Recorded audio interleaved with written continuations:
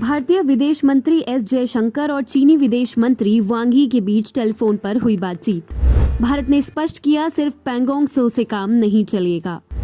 चीन को पूरे बॉर्डर पर करना होगा डिसएंगेजमेंट।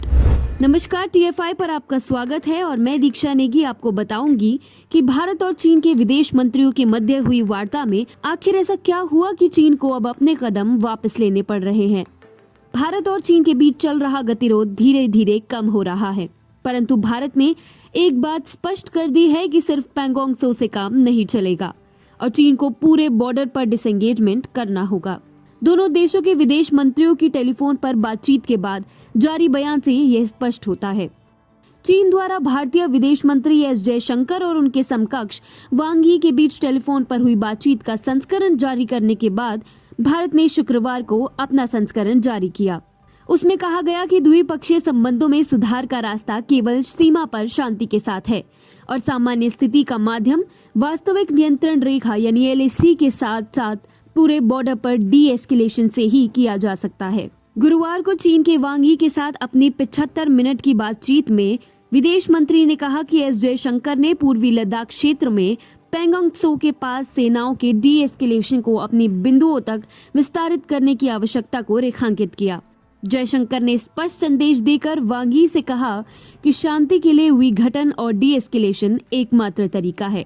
साउथ ब्लॉक के एक वरिष्ठ अधिकारी ने कहा कि सामान्य स्थिति और सीमा विवाद समांतर रूप से नहीं चल सकते। उन्होंने कहा, चीन ने भारत को यह नहीं बताया कि उसने मई 2020 में पैंगोंग त्सो में यथास्थिति को बदलने का प्रयास क्यों किया और 10 महीने बाद क्यों अपने कदम पीछे खींचे। जयशंकर ने कहा, दोनों देशों के बीच द्विपक्षीय संबंध पहले से ही चीन की एक तरफा सीमा पर स्थिति बदलने की कोशिशों के कारण प्रभावित हुए थे। चीनी विदेश मंत्री ने विदेश मंत्रियों के बीच फोन कॉल के अपने संस्करण को सार्वजनिक करने के बाद शुक्रवार को जारी किए गए भारतीय बयान में जयशंकर के हवाले से कहा कि फोन कॉल के दौरान एक से अधिक बिंदुओं पर गतिरोध को जल्द समाप्त करने की आवश्यकता पर जोर दिया गया। भारतीय सेना और चीन की पीपल्स लिबरेशन आर्मी ने पिछले सप्ताह पैंगोंग त्सो के आसपास सामरिक ऊंचाई से सैनिकों, बख्तरबंद वाहनों और तोपखानों को वापस खींच लिया था। डी-एस्केलेशन का पहला भाग पिछले शुक्रवार को पूरा हो गया था। अन्य बिंदुओं से त्वरित विस्थापन पर जयशंकर का जोर इस संदर्भ में था कि चीन सीमा विवाद को द्विपक्षीय संबंधों में बनाए रखना चाहता है, जिससे वह भारत पर दबाव बना सके।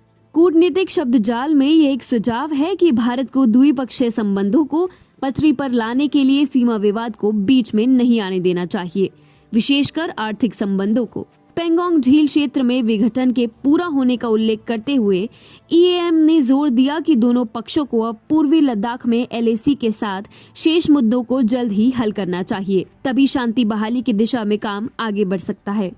जयशंकर ने कहा, मौजूदा स्थिति का गतिरोध बढ़ना किसी भी पक्ष के हित में नहीं है, इसलिए ये आवश्यक था कि दोनों पक्ष शेष मुद्दों के शीघ्र समाधान की दिशा में काम करें। डी-एस्केलेशन से ही शांति बहाली को बढ़ावा मिलेगा और ये हमारी द्विपक्षीय संबंधों की प्रगति के लिए बेहतर होगा। इसमें कोई संदेह नहीं कि चीन को भारत की आक्रामकता देखते हुए अपने पांव पीछे खींचने पड़े हैं।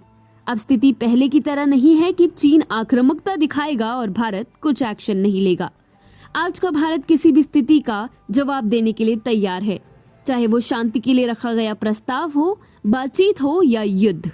चीन को यह पता है कि वह युद्ध नहीं जीत सकता, इसीलिए वह LAC से पीछे हटने पर मजबूर हुआ। अब वे दिन दूर नहीं जब वह पूरे बॉर्डर एरिया पर अपनी आक्रामक नीतियों पर लगाम लगाएगा।